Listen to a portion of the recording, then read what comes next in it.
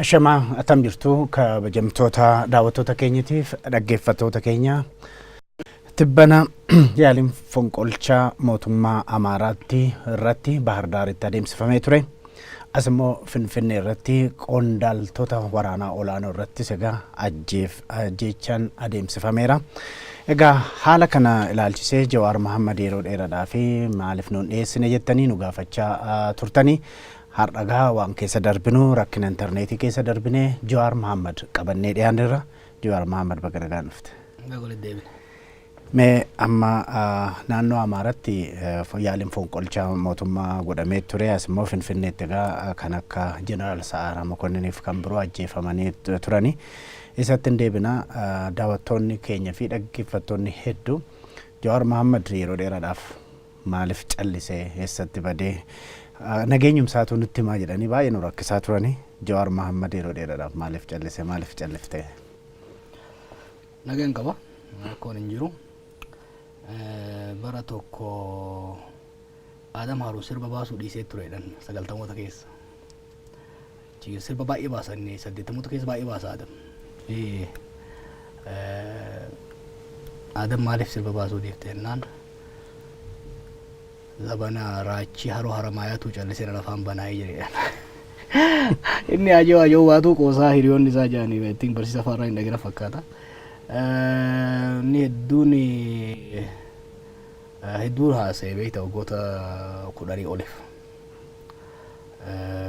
Tarii mee callisee dhaggeeffachuu turre bu'aa qabu baatinnaa ka jirurraayi. Bara lammaffaa immoo hojiin biraa hojjechaa jiru waan jiru hojii sana irrattis gara tokko dhiibbaa qabaachuu danda'a. Haasa'uun isaa wajjiin callisee irra caalaa garuu mee xiqqoo dhaabee dhaggeeffachuu wayyaa jirurraayi. Yeroo callisee nu yaachisaa kan jedhanis jiru. Warri kaanis immoo callisuun isaatu gama biraatiin warra diinas nama rifachiisaa jedhu. Callisuutti gara fuulduraattis hin callisamoo hin dubbata jedhanii yaaddoo warri qaban illee jiru. Akka duratti baay'ee waan hin dubbannu natti fakkaatu. Tarii yoo namni ka dhaga'u jiraatu taate gurratti olii hasaasuudhaaf garuu qophiidha. Yeroo baay'ee akka duratti haasa'uun tarii dubbirraan dubbii dabaluudhaaf yoo taate malee bu'aa baay'ee waan qabatti fakkaataan jiru. Akkasuma karaa Feesbuukittiinis odeeffannoo baay'ee sarraa eegnaa eessa jira kan jedhan jiru. Dubbachuus baay'ee dhiifnan barreessus akkasuma dhiiftamoo attan. Nan laala akka barbaachisummaa isaatti. Haa ta'u gaa mee gara dubbii keenya ijuutti deebina. Akkuma duraan jedhe tibbana yaaliin fonqolcha mootummaa naannoo Amaaraatti Bahar Daaritti adeemsifame. Qondaala olaanaa kan waraanaa kan akka Sa'aaraa Mokonniin Jeneraal Sa'aaraa Mokonniin asimmoo Finfinneetti ajjeefame. Mee dhimma kana akkamitti ilaalaa turte akkamitti hordofaa turte? Gaagamni kun lubbuu namoota ce'umsa kanaa barbaachisoo ta'an galaafachuu qofa osoo hin ta'in biyyas gaagama guddaa keessa kan buusuu danda'u ture. Waan hedduu nama rifachiisu garuu warra akka kiyyatti siyaasaa tan halkanii guyyaa fuunfataa jiruuf waan hin eegin natti hin fakkaatu. Haala siyaasaa biyya tanaatti keessattuu haala siyaasaa naannoo Amaaraa keessatti ji'oota darbe keessatti godhamaa ture irraa kaanee hoggaa laallu wanni kun akka dhufuu danda'u bifa kanaan namoota kanarratti ta'uu dhabuu danda'a malee garasitti akka deemuu danda'u ifa ture. Warra du'ee rabbitti araaramu warra irraa hafe garuu warra irraa baratu haa ta'u. Maaliif gaagama guddaadha. Gaagamaan gadduun qofti gahaa miti irraa barachuu akkamitti as geenye. Mee Jawaar akkamitti as geenye fi maal irraa barannaa gara boodaatti gaafii koo keessatti hin kaasa. Mee amma naannoo Amaaraatti pirezidaantitu ajjeefame. Asitti immoo Sa'aaraa Mokonniin Taamajoor Shuum isa jedhanii ija waraanatii jechaadha. Keessattuu mee naannoo Amaaraatti illee durumaanuu akeekkachiifni pirezidaanticha irratti adeemsifamaa ture. Kan Jeneraal Sa'aaraa Mokonniin kun maaliif sitti fakkaata? Wal qabata. Kanatti fakkaatutti gara fuulduraa poolisiinii fi aangawoonni qoratanii waan uummata beeksisuu qabanii. Haalli achitti yaalame mootummaa naannoo to'achuu qofa irratti waan dhaabatu natti fakkaanne. mootummaa naannoo to'achuu Finfinnees to'achuudhaan waan wal qabatanitti fakkaata. Yoo xiqqaate mootummaa naannoo yeroo to'atanitti deebiin federaala irraa deebi'u akka laamsha'uuf fuulleeffatamee waan hojjetame irratti fakkaata. Bifa kanaan kan laallu garuu waan hangammaa beenu qofa natti fakkaatu. Sochiin kun tarii jarjaraan itti deemame malee karoorri isaa yaadni isaa mootummaa biyyattii guutumatti fonqolchuudhaaf karoorfatee malee naannoo qofa irratti kan xiyyeeffate natti fakkaatu. Mee keessattuu jijjiirama keessatti jarri kun lamaan warri naannoo Amaaraas gaggeessan haa ta'u Jeneraal Sa'aaraa Mokonnin jijjiirama kana keessatti gahee isaan taphatan irraa gahee akkamii taphataa turan tarii kan ajjeechaa isaaniitiif sababa ta'uu danda'a. Akka hiree ta'e namoota kana hedduu isaanii warra ajjeefame fi ajjeeses akka hiree ta'ee garii kallattiidhaan garii immoo karaa namaatiin wal qunnamaa turre eegan biyya kana dhufe. Jeneraal Saamanoo nan beeka. Mana hidhaa keessa yeroo turetti waa'ee isaa barreessaa ture. Qabsaa'ota Oromoo wajjin hidhaa ture waa'ee isaa nan beeka. San qofa osoo hin ta'in erga ani dhufee erga inni mana hidhaatii bahee booda waliin haasaa turre. Nan beeka jechuudha. Ergasii immoo walitti bu'iinsa haalli naannoo sanii yeroo na yaachisutti kallattiidhaanis kallattiin alattis dubbisuudhaaf yaalaan ture. Ka pirezidantichi naannoo isas keessattuu haala walloo wal qabatee haala waliigalaa irratti qunnamtiin ture jechuudha.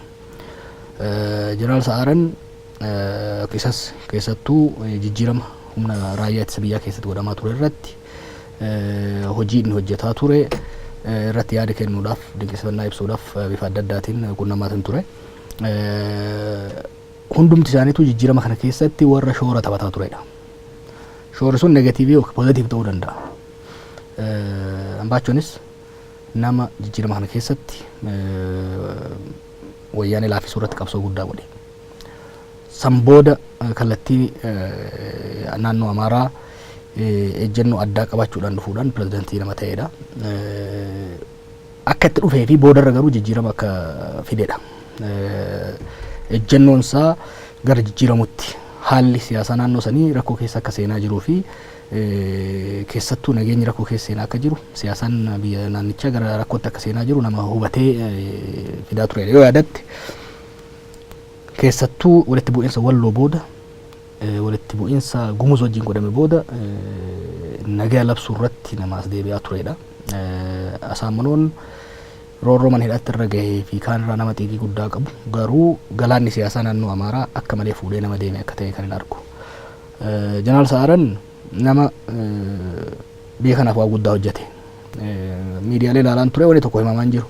Waa'ee isaa dhiyeenyatti hin beeka. Maaliif yeroo qabsoo godhaa turretti qondaalota waraanaatii fi qondaalota siyaasaa biyya kanaa piroofaayilii isaanii ijaaraa turre. Eenyu namoonni murteessoon biyya kanaa kan jedhu hunda namoota hedduu irratti gara namoota 100 irratti piroofaayilii hojjedheen ture.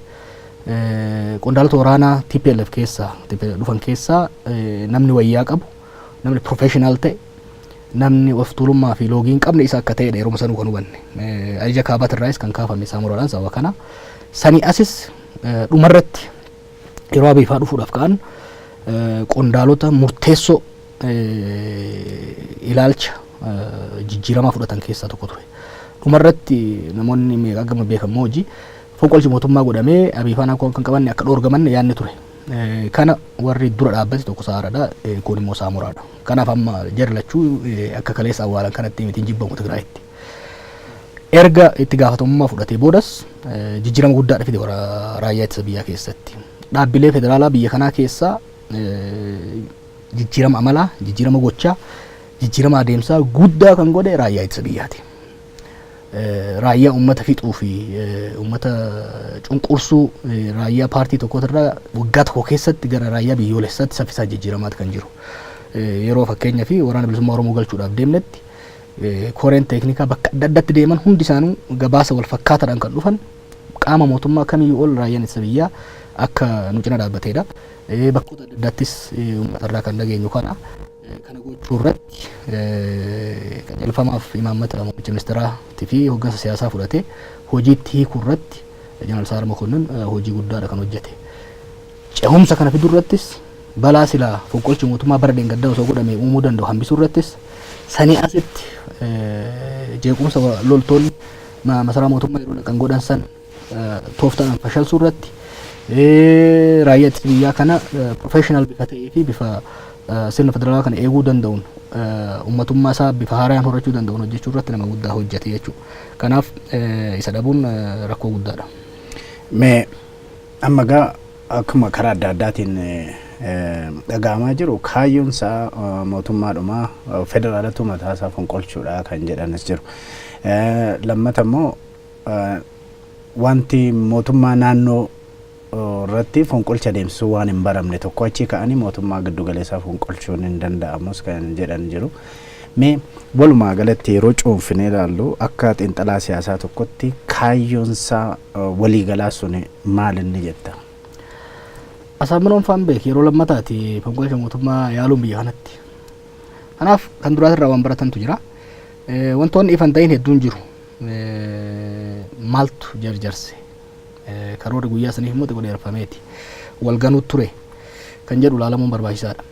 Sadarkaa federaalaatti dhuguma jeneraal Sa'aaraa qofa irratti fuulleeffatame moo namoonni biraas jiran kan jedhu qorannaan kan agarsiisudha. Garuu dongorri tokko hojjetamuu hin qabu. Asaaminoo qofa irratti quba qabanii deemuun dongora guddaa ta'a. Yaaliin amma godhame, jeequmsi amma godhame, gaagamni amma dhufe siyaasaa keessatti bilchaateeti kas bahe.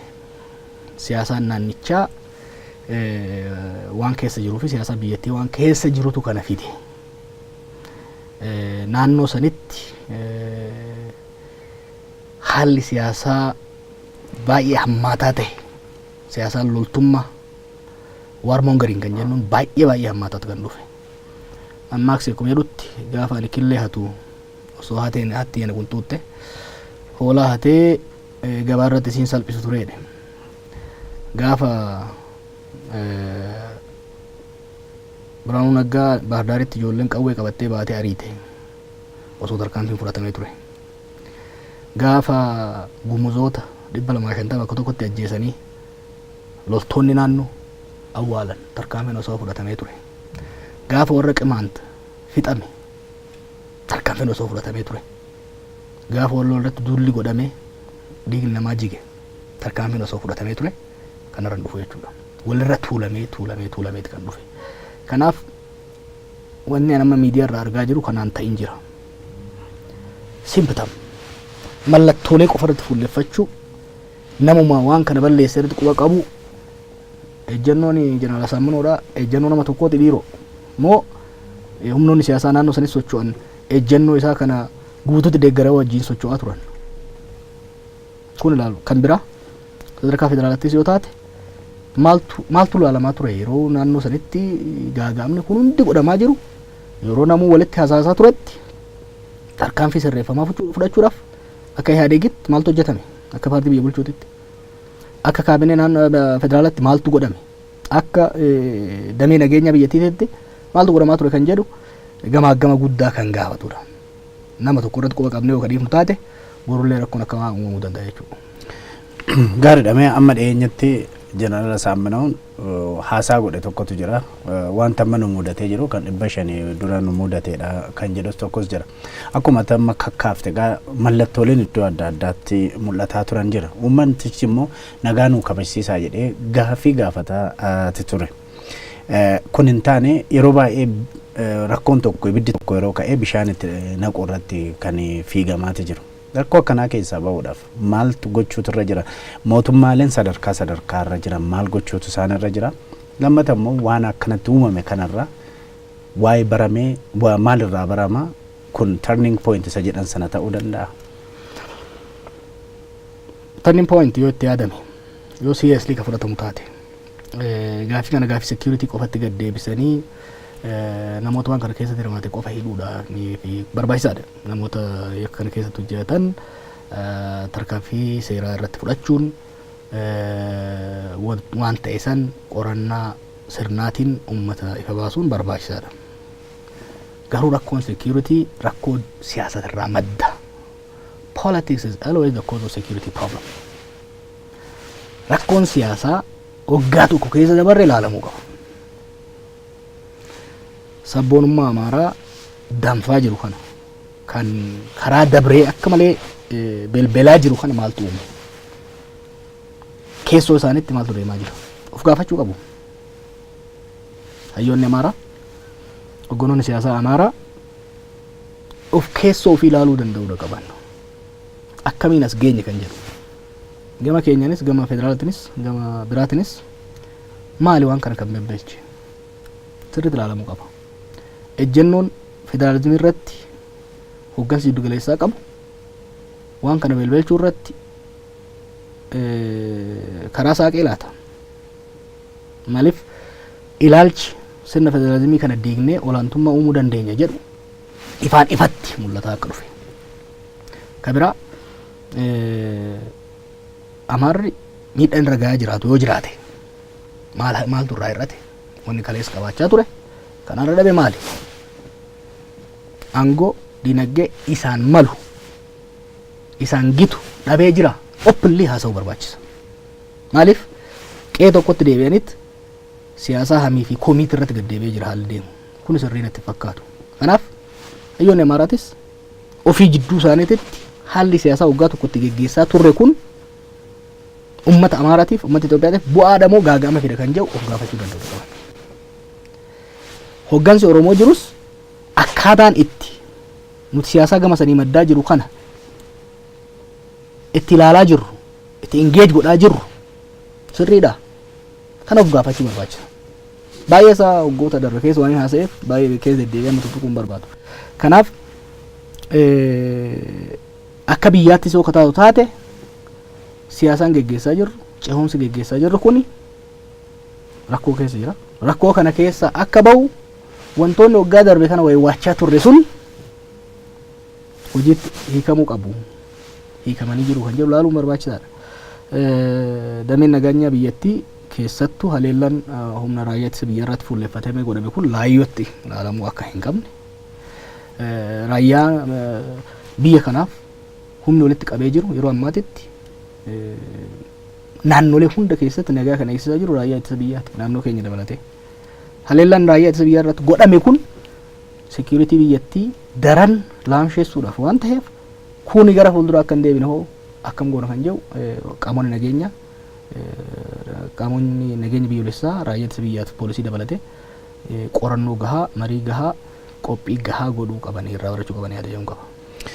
Asirratti jeneraalli Wahaat durii tokko kan dubbatame jedhani carraa kana gara jijjiirraatti gara jijjiirraa gara bu'a qabeessa tokkotti jijjiirrachuun hin danda'ama. Carraa kana amma uumame kana gara carraa gaariitti waan hamtuu amma uumame kana carraa gaariitti jijjiiruun hin danda'ama kan jedhu tokko akka dubbatanidha kan himamaa jiru. Ati maal jetta kana? Yoo itti hojjetame carraa guddaadha. Every crisis brings opportunity. Kubarreef jetti Amaarris hoggansi Amaaraa of keessa ilaaluudhaaf siyaasa populism baroota dabre kana keessatti ittiin deemaa ture sirreeffachuudhaaf sabboonummaadhaaf haaraa siyaasaan isaanii sabboonummaa Itoophiyaatiin deemaa kan turanii sabboonummaa Amaaraa kan sabaatti amma kan fayyadamuu eegalan. Mararaa guddina waan jedhu qaba. Sabboonummaa siyaasa sabboonummaa geggeessuun akka qeerransa yaabbachuu ta'e bakka itti yaabbattu malee bakka itti buutu isa murteessa. Kanaaf kanallee keerfulii ilaaluu danda'u qaban. Nurraas barachuu qaban. Waggaa 50 sabboonummaa gubachaa sirna cunqursaa jalatti maddee as gahe bilchaate qaba. Waggoota darbe kana keessatti sabboonummaa Oromoo belbelchinee itti fayyadamne garuu saboota biraatiin osoo walitti hin buusin keessoo keenyatti rakkoo osoo hin uumin biyya osoo hin diigin sirna cunqursaa diigne sirna walabummaa uummataa uumuu dandeenyeerra. Nurraas barachuu qaban. Sabboonummaa nationalism akka humna nucleariiti. Humna nucleariiti. Sirnaan yoo itti fayyadamte ibsaa siif ta'a, humna enerjii guddaa siif ta'a. Sirnaan yoo itti fayyadamte. Kan qofaa miti humna ittisaatis ta'uu danda'a. Yoo of eeggannoo malee, seeftii malee kan itti fayyadamu taate sis ollaa keetis balleessa. Kanallee sirriitti hubachuu danda'u qaban isaan. Akka diinaa qofatti nu ilaalanii olola farrummaatiin qofa ilaalanii deemuu osoo hin taane hiree jirutti walirraa barachuu barbaachisa. Gama mootummaa federaalaatiinis waan tokko hubachuu qaba namni. Biyyi tun sirna federaalaatiin malee gara fuulduraa deemuu hin dandeettu. Amma booda olaantummaan garee tokko biyya kanatti uumamuu danda'u. Olaantummaan garee tokko biyya kanatti uumamuu hin danda'u. Kana jala muranii himuun barbaachisaadha. Signaling is very important politika keessatti. Itoophiyaan kaleessaa deebitee dhuftu. In deemtu. Sirnoonni kaleessaa, sirnoonni cunqursaa kaleessaa, sirnoonni olaantummaa garee tokko abadan gara fuulduraa deebi'anii dhufuu hin danda'an. Akka hin dandeenyetti gadi fageessinee awwaallee jirra. Tokko kun ifatti walii himamuu barbaachisa. Abdiin biraa akka hin uumamne. Lammaffaa ce'umsa keessa waan jirruuf waan yeroo hunda dubbadhu jira. Ilmi namaa uummanni bilisummaa barbaada. Ni qabsaa'as. Bilisummaa garuu nageenya wajjin barbaada. Bilisummaa argatee nageenya yoo kadhabu taate, bilisummaa argatee lubbuun isaa, lubbuun maatii isaa, lubbuun qabeenya isaa, nageenya qabeenya isaa gaagama yoo qabu taate yeroo hundumaa bilisummaa isaa san lafa kaa'ee nageenya isaa barbaada. Liberty and security goes together. But ilmi namaa security fi liberty keessaa tokko filadhu jettee security filata. Biituun gara filannoo sanitti deemaa jirti. Kanaaf humna nageenyaa cimsuun keessattuu humna odeeffannoo cimsuun barbaachisaadha. Hiree kanatti akkuma reefu jetti maddi rakkoo kana hundaa siyaasadha. Siyaasa naannoo Amaaraa, siyaasa naannoo Itoophiyaa sirriitti gadi bu'anii fakkeessuudhaan wal sossobuudhaan osoo hin taane sirriitti gadi bu'anii dhugaadhaan wal amantaa uumuudhaaf karooraaf karaa waloo uumuudhaaf irratti hojjetuu barbaachisa. Kana EPRF akka PRDFitti jidduu isaatti kan walgahii isaa muraasaa taa'ee ejjennoo kijibaa gadhiisee baasu kana osoo hin ta'in seriously taa'ee waliin haasa'uu barbaachisa. Hoogganoonni fi hayyoonni saboota hundaa immoo waliin ta'anii waliin mari'atanii biyya tana waliin itti fufsiisuu barbaannu moo hin barbaannu? Yoo ka barbaannu taate haqa walii osoo hin dhiibin wal shakkiidhaan lolaaf walirratti osoo hin qophaa'in akkamitti deemna kan jedhu mari'achuudha barbaachisa jechuudha. Kana mari'achuudhaaf amma hireensaa guddaadha. Humnoonni nageenyaa kaleessas rakkoo kan uume maxxantuu siyaasaa deemanii deemudha. Humnoonni nageenyaa professional ta'anii nageenya biyyaa birmadummaa biyyaa eegsisuu irratti of danda'anii cimanii ijaaramuu danda'uu qaban. Qondaalota waraanaatiif ergaa guddaatu godhame.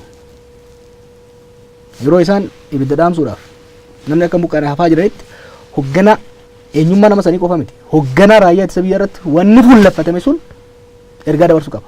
Biyya kanaaf raayyaan ittisa biyyaa hagamta akka barbaachisaa akka ta'e mataa raayyaa ittisa biyyaa sana yoo ka buqqaasan taate kan rukutan taate raayyaa ittisa biyyaa kana laamsheessuu dandeenya yeroo irraa kan kaa'ame jechuudha. Kanaaf weak link kan jennuun rakkoon akkanaa yoo uumamuu danda'e projectioniidhaan akkamitti irraa kan jedhu raayyaan ittisa biyyaas nageenyis sirriitti irratti hojjetu qabnatti fakkaata. Gama biraatiin muummicha ministeeraa sabboonummaa Amaaraa yeroo ammaa kunaa guddataa dhufee jeneraal Asaaminaw ajjeesuudhaan sana dhaamsuudhaa fi waan irratti aggaamamee jedhanii warri watwaatan illee jiru. Kana tokko gaafiin kanarratti maal jettaadha? Lammata immoo mee yeroo Baahirdaar fi yeroo tokkotti Finfinneetti wanti hamtuun lama yeroo tokkotti raawwatamtu haalli tikni biyya kanaa irratti yeroo akkamitti ilaalta? Odeeffannoo maalii qabaachaa akka turan isaantu beeka. Garuu haala naannoo sanii, haala nageenya naannoo sanii qajeellotti hordofaa jiran jedhee sanabtadha. Maaliif haalli jeneraal Asaaminaw fi humnoonni achi jiran ittiin socho'aa turan. Lolaaf of qopheessaa itti turan. Damee tikaa biyya tokkooti dhiisi lammiileefuu ifa ture. Dhoksaadhaan godhama waan hin turaniif. Mooraa leenjii hedduu keessatti humna guddaa leenjisaa ture. San qofa osoo hin ta'in ideological indoctrination humnoota kana ittiin leenjisaa turan baay'ee yaaddeessaaf sodaachisaa ture. Ifatti televizyiinaan dabarsaa turan. San qofa miti. Meeshaan waraanaa baay'een biyya kana seenaa ture. Miidiyaadhaan kilaashiin ammanaa shugguxiin ammaa qabamaa ture. Harki 90 naannoo Amaaraatiin seenaa kan ture. 90% karaa naannoo Amaaraatiin kan seenaa ture. daldala kana keessatti daldaloonnii fi qondaalonni keessatti hirmaata turan jedhameet hamatama. Kana immoo dameen tikaa beeku yoo jenne hin jirru jechuudha. Waan kana to'achuudhaaf dameen tikaa maal hojjete? Rakkoon kun ifa baasee dasduraa akka ture. Takka naannoo Amaaraa keessatti, takka naannoo Amaaraatiin mootummaa federaalaa keessatti walitti bu'iinsi akka uumamuudhaaf malu nama tikaa ta'uu hin qabdu achi dhaabattee laaltee arguu dandeessa turte. Kana dhaabuudhaaf tarkaanfii siyaasaa akkamitti yaalame? Of deebi'ee of qorachuu qaba jechuudha hoggansi. Tarkaanfii nageenya security measure akkamitti fudhatame? Maaliif saboonni naannoon Amaaraa baay'ee namni waan hin hubanne qaba. Naannoon Amaaraa naannoo uummata Amaaraa qofa miti. Naannoo uummatoota afuriiti. Hizboota jedhanii wanni isaan himaniif sababa qaba. Naannoo san keessa uummata Gaw kan of danda'ee bulu jira. Uummata Qimaant kan of danda'ee bulu jira. Uummata Awwiitii jira. Uummata Oromootii jira. San qofa miti. Daangaa wal daangeessa. Argobbaanis jira. Argobbaanis jira kan of danda'ee jiru. Kanaaf haalli siyaasaa achitti dhiibamaa ture. Haala kalaqaaf uumama naannoo sanii kan miidhuu fi rakkoo mirga sabootaa jireenya lubbuu sabootaa irratti dhiibbaa godhutu godhamaa ture biyya keessatti. Kanarraa kan ka'e dhimmi sun kallattiidhaan federaala laallata ture. Federaalli jara qofaaf dhiisee yoo kalaaltaa dongora guddaa ture. Kanaaf dameen tikaa federaalaa waan kana sirriitti hubatee hubannoon qaban jechuu hin danda'u. Odeeffannoo inuma qabu jedhanii nabdadha. Garuu rakkoo kana hambisuudhaaf hojii maalii hojjetan? Sanii asoo irraa baratanii tokkoffaa waan kana karaa qabsiisuudhaaf tarkaanfii akkamitti fudhatame? Gara fuulduraa rakkoon akkana naannoo san qofa osoo hin ta'in naannoo biraatitti illee akka uumamne maaltu hojjetame? Isaan irratti illee baay'ee quba keekuu nama rakkisa. Maaliif jigii kun jijjiirama keessa jirti? Sirni basaasaa biyya kana kan lammiilee shoror keessa uummata miidhaa ture, mirga namummaa sarbaa ture waan ta'eef san diiganii humna tikaa biyyoolessaa kan dhiibbaa alaa, miidhaa alaa external threat to'achuu danda'u, kan internal threat laalee sirna federaalaa kan irratti aggaammii godhamu dhaabuu danda'u, jaaruu irratti jijjiirama amalaa, jijjiirama namaa, jijjiirama jaarumsaa caasaa godhuun waggaa tokko keessa gabaabaan turre. Kanaaf dameen tikaa biyyattii laaffatuun inevitable ture. Garuu wanni naannoo Amaaraa ta'aa ture sun waan hagas mara sophistication guddaa gaafatu hin turre, ifatti mul'ata ture. Kanaaf maaltu hojjetame? San caala waan damee tikaatiif waan damee nageenya caalatti humni siyaasaa maali kan hojjetaa ture? Waan naannoo sanitti godhamaa ture san to'achuudhaaf maaltu godhamaa ture? Humni siyaasaa naannoo Amaaraa, humni siyaasaa federaalaa maal hojjetaa ture kan jedhu miidiyaa irratti sun ta'in balbala cufaadhaan waan mari'atamuu qabudha. Waan ifaan ifatti miti. Waan beeknu qabna, waan hubannu qabna, itti himnee nu kan dhaggeeffatan taate itti himaas turre, wayi waachaas turre, miidiyaa irraa callifne malee wayi waachaas turre. Kanaaf sanuu deebi'anii ilaaluun barbaachisaa natti fakkaata. Mee otoo fonqolchi kun kan milkaa'u ta'e akka biyyattii dhuma irrattu akka sirnaatti immoo sirna biyyattiin kun hordoftu irratti dhiibbaan fidu maal ture? Milkaa'u. Gowwummaa jira bara. Jijjiiramni kun qilleensa bubbeen fiddeen dhufne. Lafeedhaan jaarre bara dhiigaan fidne. Qoosaan akkasii hin jiru.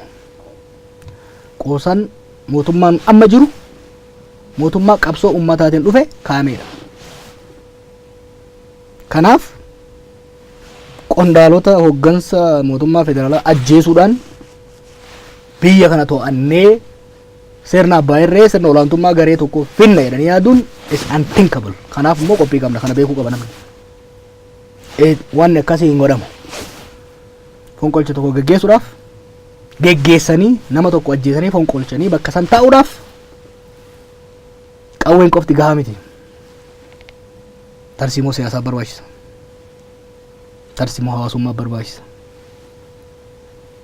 Kana amma fedhames yoo qophaa'ame warra milkaa'u hin turre. Haa taatu garuu akka yaadametti naannoo Amaaraa osoo to'atanii jiraatanii mootummaa federaalaatiin walitti bu'uudhaan gaagaamni uumamuu danda'a. Akka yaadanitti saara qofa osoo hin ta'in qondaalota biraa karoorfatan osoo fixanii jiraatanii gaaga'umsa uumuu danda'a magaalaa kana keessatti. Garuu mootummaa fonqolchanii mootummaa biraa jaarran hin yaadamu hin danda'amu. Kana ashuraansii kennuuf hin danda'a abbaa fedheefillee hin danda'amu. Jeequmsi uumamuu danda'a. Gara wal waraansaatti seenamuu danda'a malee mootummaa amma jiru kana nama hunduu beekuu qaba. Humnoota garasii qofsoo ta'e humnoonni gara biraallee karooran lafa kaa'ameeti kan seename.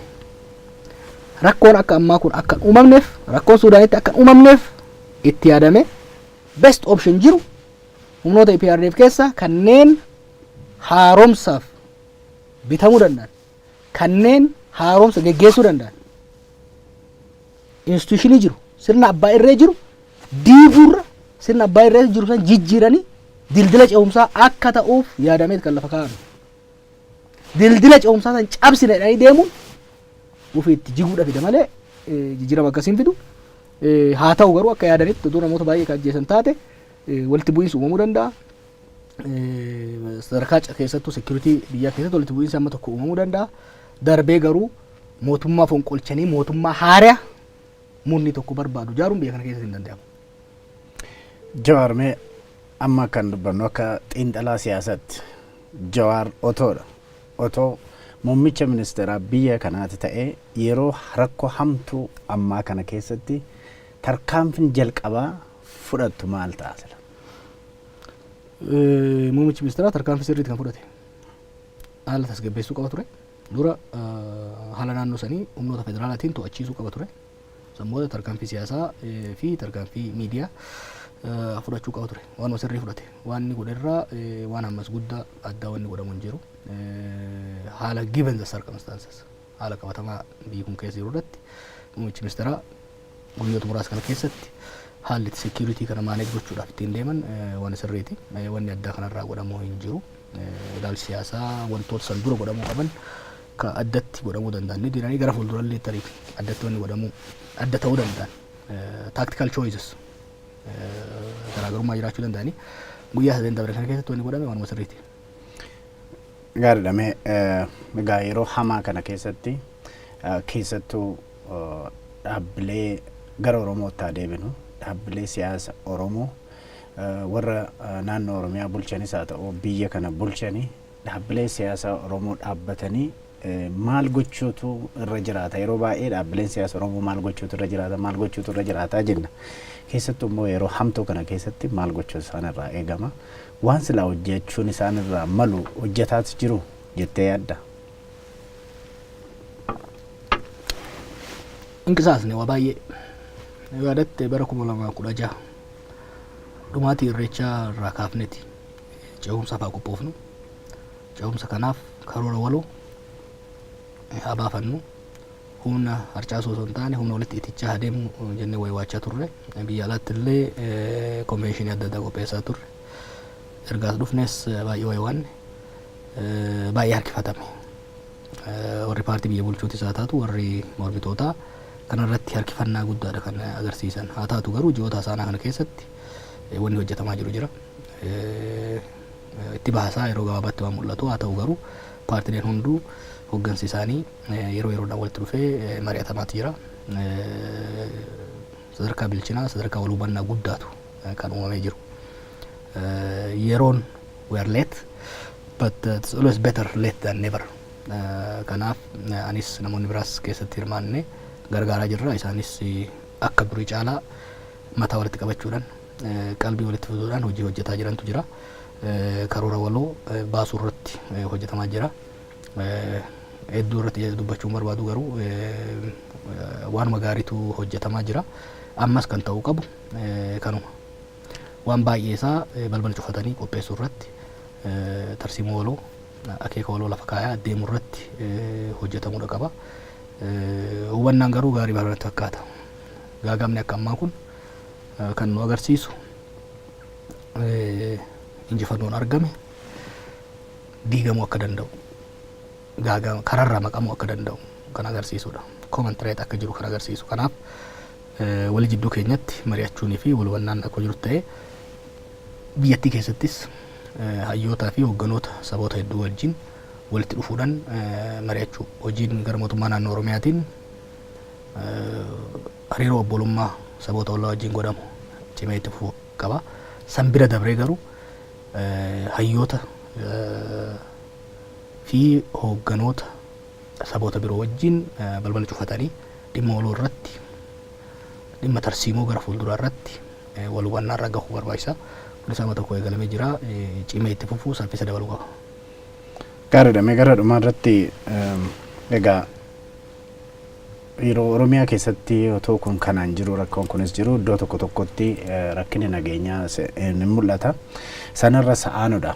Walumaa galarratti immoo naannoo kanatti amma ajjeechaa fi fonqolcha mootummaa aggaamameen wal qabate uummanni mootummaa mataa isaatiif deebi'ee immoo Jawaar Mohammaduu dabalatee aktiivistootaa irraa dhuma irratti immoo dhaabbilee nageenyaa kan waraanaa kan tikaa walumaa galatti uummata biyyattii irraa maal ta'e gama jetta? Wanti tokko ifa ta'uu qaba. Kamiifuu mootummaan ce'umsaa amma kaa'ame kun itti yaadame, itti karoorfame, options hireelee filannoolee jiran hundarra best kana jedhameeti kan lafa kaa'ame. Electoral mandate hin qabu filatamee achi hin jiru. Popular mandate garuu qaba.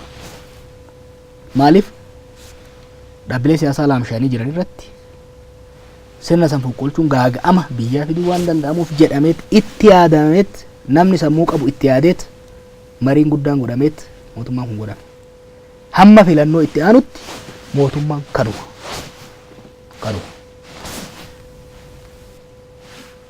Qeequun danda'ama, gorsuun danda'ama, abaaruun danda'ama. Qawweedhaan fonqolchine jechuun uummata Itoophiyaa irratti lola raabsuudha. Fonqolchuun osoo danda'amu mootummaa Ihaadeeg, facaasuun osoo danda'amu Ihaadeegummaan akka itti fufu kan godhame fonqolchuun gaaga'ama hamaa fidaa jedhamee wayyaa darbe. Akkuma naannoo Amaaraatti amma dhufe fudhatee. Kanaaf abbaan adeemsi Abiyyi Ahmad hin ta'iniif Ihaadeeg keessatti waan ta'iniif warri Ihaadeeg waan godhe walaa godhu. Garuu akka mormitootatti adeemsi Ihaadeeg amma keessa jiru, Abiyyi keessa jiru yoo hin ta'iniif of gurmeessee of jaaree filannoo itti aanu irratti mo'atee mootummaa ta'uudha malee qawwee qabatnee garagalchine jedhanii deemuun biyya kanaaf yaaduu miti. Biyya kana dhabamsiisuudhaaf shira xaxuudha. Kanatti fudhatamuu qaba. An akka kiyyatti akka nama waan kana karoorsuu keessatti illee hirmaatetti akka nama umrii wayyaa kiyya waan kana irratti dabarsetti akka nama biyyoota hedduu itti gad bu'ee ce'umsa biyyoota hedduu hamma zaatti qoratee tokkotti mootummaa amma jiru kana irratti qawwee fuudhanii ka'uun biyya tana diiguudhaaf, Oromiyaa diiguudhaaf, Itoophiyaa diiguudhaaf, uummata kana wal ficcisiisuudhaaf ka'uudhaan alatti ilaalamuu hin qabu. Haa obboleessa kiyya maan taane, tiruu kiyya maan taane mootummaa kana qondaalota isaas haa taatu, caasaa nageenya isaas haa taatu, qawweedhaan rukutuudhaaf ka'uun akka tarsiimootti gowwummaadha, doofummaadha. Akka namoomatti garuu shira biyya kana diiguudha.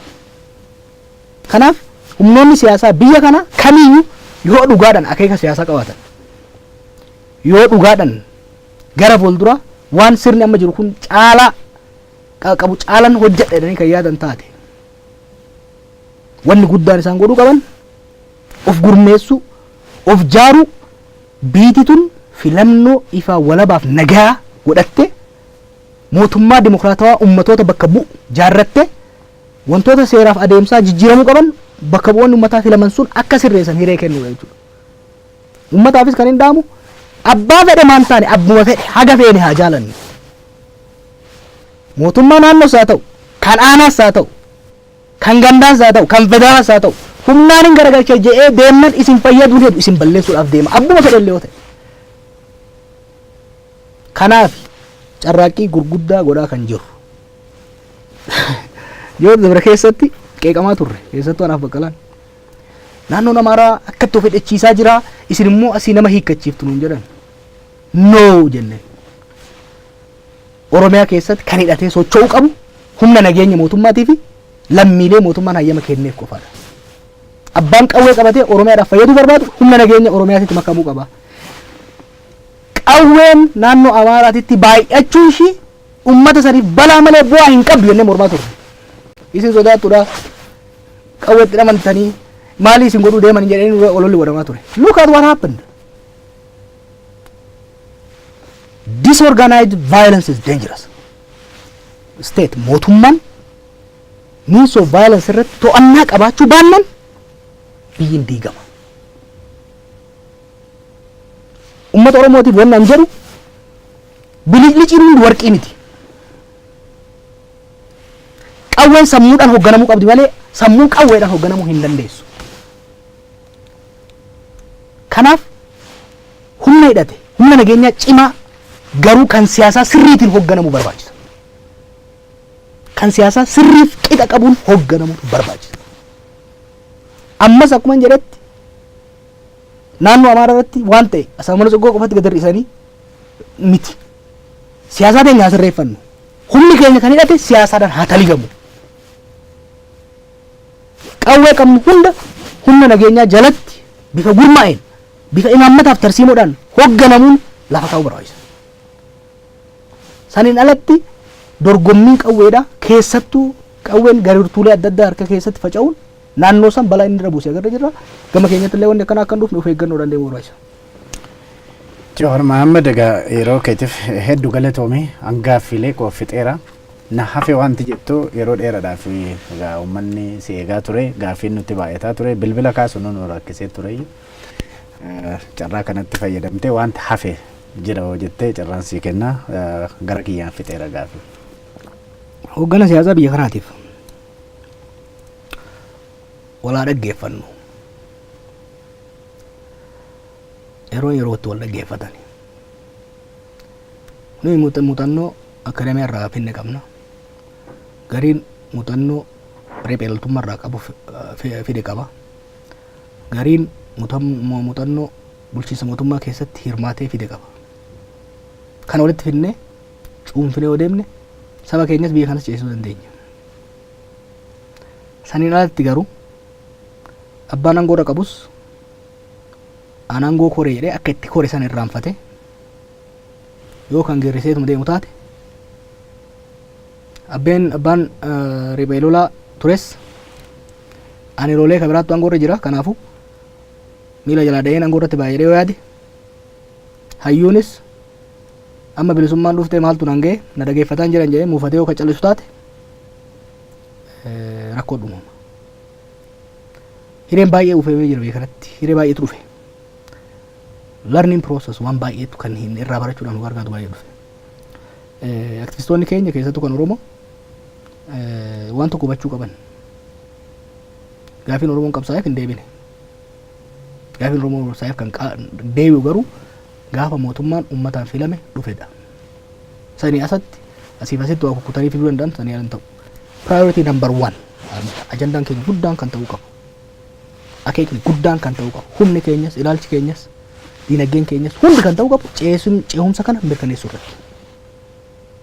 Yeroo adda addaa kan jedhetti biyya tana malkaa gamaa tabbaa irree sanirra gara malkaa gamanaa ta dimokiraasiitti ceessuudhaaf hojiin eegalamee jira. Ootobisiin ceehumsaa dildila gubbaa jira. Wanni guddaan ootobisiin kun osoo nu fudhatee bishaanitti hin jigin gama ceesuu danda'udha. Kanaaf aktivistoonni keenyas hayyoonni keenyas waan barreessan irratti waan dubbatan irratti shofeerri ceehumsaa kun akka nu barbaannu ta'uu danda'a. Saffisa nu barbaanne deemuu dhabuu danda'a. Hohollachiisuu danda'a. Garuu kufaatiin ootobisii kana shofeerticha qofa osoo hin ta'in hunda galaafata. Kanaaf waan barreessan irratti waan dubbannu irratti hamma danda'ametti waan ceehumsa kana bakkaan gahu irratti hojjetamuu qaba. Biyya kana keessatti keessa mootummaatis ala mootummaatis warra sirriitti hubatu qunnamtii gaarii warra qabu keessaa tokko nan beeka. kan hoggaan jedhu waan hin beekurraa ka'eeti. Kanaaf keessattuu akka saba keenyatitti wanni yaalamaa jiru jira. Kaleessa Oromoon bilisoomuu hin danda'u. Qabsaa'ee bilisoomuu hin danda'u. Ofii wal fixaa saba biraa fixaa kanaafuu bilisoomuu hin danda'u. Tokkummaa hin uummatu. Hoggan of keessaa baasuu hin danda'u. Har'a immoo Oromoon aggaxaamii wayitiin akkuma hireetitti carraa wayii lootoriin takka yookiin nama biraatirraa utaaltee harka buute. Kanaafuu biyya kana bulchuu hin danda'u. Ofiis wal fixaa saba biraatiinis wal fixaa. Tuffii jedhamutu kan deemamaa jiru. Oromoo keessaa namni haga Abiyyi Ahmad humnoota kana gammachiisuudhaaf xaaree hin jiru. Saniin garuu ilaalamu Abiyyi akka Oromootitti ilaalama. Yeroo adda addaa kan jeetti baay'een qeeqaa muummicha ministeeraa. Garuu isa kuffisuudhaaf kan yaalamu Oromoo kuffisuudhaaf waan yaalamudha. Saaran baay'ee way walakkaan isaa Amaara beeki. Ajaa waraanaa Abiyyi Ahmad waan ta'eef kan rukutame waan biraatiif miti. Ajaa waraanaa ce'umsa kanaa waan ta'eef kan rukutame. Aggaamii nurratti godhameeru kun salphisuudhaaf, xiqqeessuudhaaf aggaamii godhameeru. Akkanatti kan laalamuu qabu. Nuyi ammoo xiqqaanne haleellaaf aggaamii gadoo akkasii keessa galuu hin qabnu. Akkuma kaleessa qabsaa'anii biyya bilisa baasuu hin danda'an, of bilisa baasuu hin danda'an, tokkummaa ummachuu hin danda'an jedhanitti tokkummaa sibiilarra cimaa tarsiimoo mataa isaan naannesse. Saffisa isaan raajeffachiiseen jijjiirama finne bilisummaa har'a namuu keessatti fayyadamee keessa dabree keessatti fincaanaa jiru kana uumuu dandeenyetti ce'umsa biyya kanaa immoo mirkaneessuu danda'uu qabna jechuudha. Ufiifis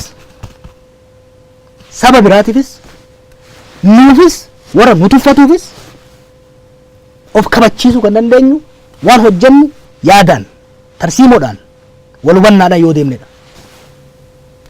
Chaalenjiin amma dhufaa jiru kun chaalenjii hoggansa Oromoota irratti dhufaa jirudha. Kaleessa Baardaarraayis Maqaleerraayis ergaan jiru kiliiridha. Kana immoo yoo dhaggeeffanne sammuu qabna. Biyya kana uleedhaan bulchee jira namni maayyumiin adda addaa. Qawweedhaan bulchee jira. Otoon tureen irraa kufee jira. Nuyi garuu baalaansi irbeefa ta'e. Sammuudhaan hoogganamuudhaan akkuma sammuudhaan hoogganamnee as geenyetti sammuudhaan yaadan bilchinaan bira dabarnee argamuudhaan bakka barbaachisaa ta'etti garuu sammuu san uleenis gargaarsifachuudhaan sirna dimokiraatawaa federaalawaa walqixxummaa saboota tokkummaa biyya kabaja lammiilee hunda uumuu danda'u argamsiisuu irratti jirra. Kana fashaleessuudhaaf, kana laaffisuudhaaf, kana gufachiisuudhaaf warri nun jaalanne, warri nu tuffatu, warri of tuulummaan guutame wixxifachuu hin dhiisan. Kan mo'amnu garuu cimina isaaniitiin osoo hin ta'in laafina keenya qofaati. Kan mo'amnu gamnummaa isaaniitiin osoo hin ta'in gowwummaan keenya yoo jiraate qofaadha. Kan mo'amnu dursinee karoora baafanne wantoota ta'uu malan dursinee predict goonee irratti qophaa'uu dhabuurraayi malee humni fedhe qawween fedhe homaa fiduu hin danda'u. Dammaqanii caalatti hojjetanii caalatti yaadanii caalatti gurmaa'anii yoo deeman yeroo hunda injifataa deemuu dandeenya. Kanaaf hiree kanatti namni keenya hundinuu kan ani dhumarratti jechuu barbaadu olola farra Amaaraa hin barbaachisu. Wallo irratti kan duulame amma duras dubbadheen jira. Ammas kan duulamu nu keessatti saba Amaaraa jiru walitti buusuu barbaadan. Garee adda addaa kana barbaadu jira. Nuyi uummata Amaaraa wajjin rakkoo hin qabnu. Uummata Somaalee wajjin rakkoo hin qabnu. Abdiileen deemnan nagaa uummanneerra uummata Somaalee wajjin. naannoo kamittu maraataa akka abdiilee nu fixuu barbaadu ofirraa dhaabna. Sabaan garuu walitti guuru.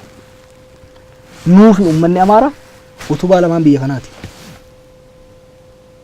Olaantummaa garee tokkootis hin hayyamnu, kan keenyatis uumuudhaaf hin carraa'inu, walqixxummaa namuu akkaataa baay'ina isaatiin, akkaataa gumaacha isaatiin, aangoof diinagdee waliin hiree sirna federaalawaa dhugaa jaaree haqa keenya kabachiifannee ormaa kabanyee lammii nu keessa jiru ammannee isaanis lammii keenya isaan keessa jiru akka hammatu godhannee ce'uu qabna jechuudha.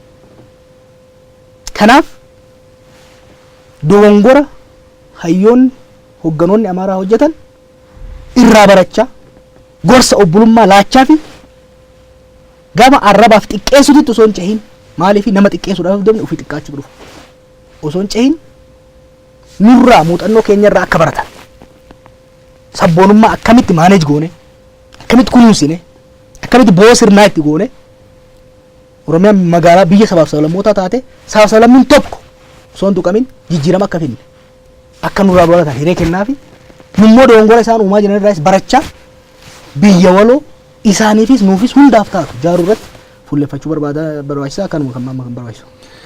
Gaariidha egaa Jawaar Mohaammed ibsa bal'aa har'a dhuftee nuu kenniteef hedduu galatoomin jedha. Egaa akkuma gaaffii uummataa yeroo yerootti as baatee akka ibsa kennitu abdiin qaba. Egaa kabajamtoota daawwattoota keenyatiif dhaggeeffattoota keenya mariin Jawaar Mohaammed wajjin goone kanarraa kanumaan raawwata. Ogeessa teeknikaa UL bal'inaa wajjin ta'uudhaan kan sin keessummeesse anis Dajanee Guutamaati. Yeroo biraa walitti deebina nagaan nu tura.